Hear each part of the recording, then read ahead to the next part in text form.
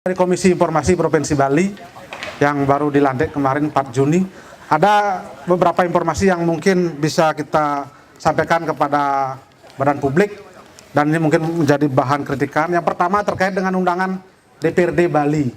Saya mohon kepada Pak Sekda nanti melalui rekaman ini agar diingatkan Sekwan Provinsi Bali bahwa undangan yang kita terima selalu di KOP ini tidak pernah ada nama Komisi Informasi.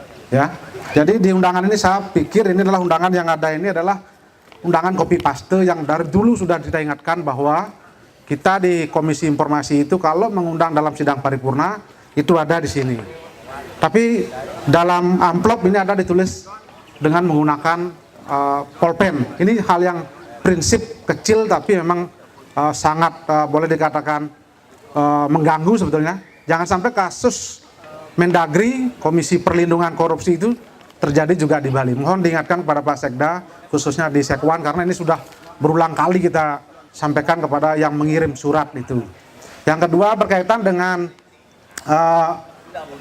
keterbukaan informasi publik. Jadi kita di Bali sangat luar biasa, terus terang kita dukung betul keterbukaan informasi publik ini karena memang program seperti ini sangat memberikan peluang kepada masyarakat untuk bisa lebih terbuka menyampaikannya.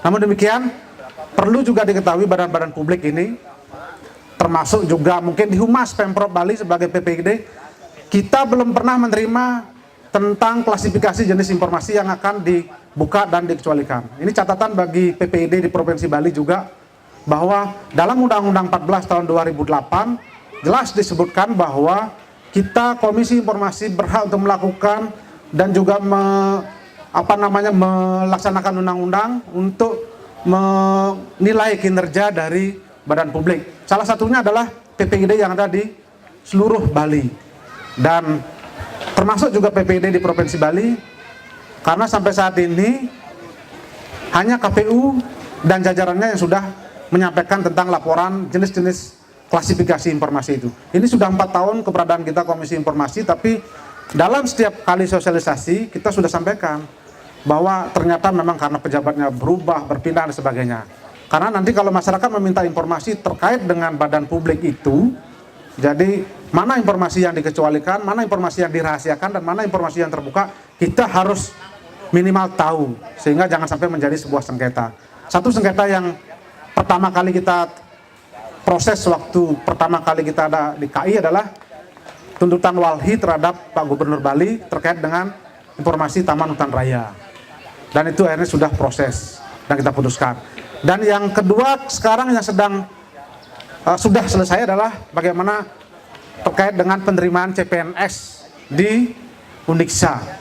Jadi salah seorang pemohon dosen PNS yang tidak lulus karena ingin mengetahui hasil-hasil nilainya itu kemudian sampai ke MA dan dimenangkan. Putusan kita Komisi Informasi dikuatkan oleh Mahkamah Agung dan informasi itu harus dibuka. Nah, ini satu catatan buat Disdikpora yang akan segera melakukan proses penerimaan siswa baru, karena ini sekarang dalam proses. Kita tekankan kepada Disdikpora agar membuka informasi seluas-luasnya kepada masyarakat yang ingin nantinya mendapatkan tentang akses bagaimana proses penerimaan di salah satu atau mungkin di masing-masing sekolah itu. Jangan sampai nanti ini ada permainan-permainan yang dicurigai oleh masyarakat yang membuat informasi ini tertutup sehingga menjadi sebuah sengketa. Ini kita tekankan dalam periode bulan Juni ini. Sehingga kita berharap mudah-mudahan nanti Disdikpora dimanapun di Provinsi Bali ini menjadi catatan agar informasi publik berkaitan dengan penerimaan siswa baru akan lebih terbuka dan tidak menjadi sebuah sengketa.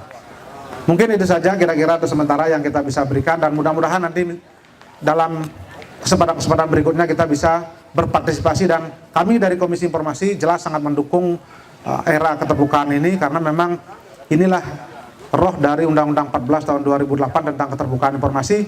Masyarakat boleh mendapatkan informasi. Jadi bagi badan publik yang tidak memberikan informasi publik kepada masyarakat, itu akan ada kena sanksi pidana juga 1-3 tahun atau denda 5-20 juta. Itu menjadi catatan apabila masyarakat merasa akses informasinya tersumbat. Jadi silakan, kami Komisi Informasi ada 3 tugas. Yang pertama adalah bagaimana melaksanakan aturan perundangan. Yang kedua adalah menerapkan standar teknis layanan publik itu. Yang ketiga adalah menyelesaikan sengketa informasi publik. Jadi di Komisi Informasi Provinsi Bali saat ini selama 4 tahun ada 12 kasus sengketa informasi yang sudah kita tangani, termasuk Pemprov Bali, kemudian juga termasuk juga Polda Bali kemarin, dan yang lain-lain. Nah itu kira-kira yang bisa kita sampaikan. Terima kasih atas perhatiannya dan mohon maaf apabila ada hal-hal yang kurang berkenan. Terima kasih.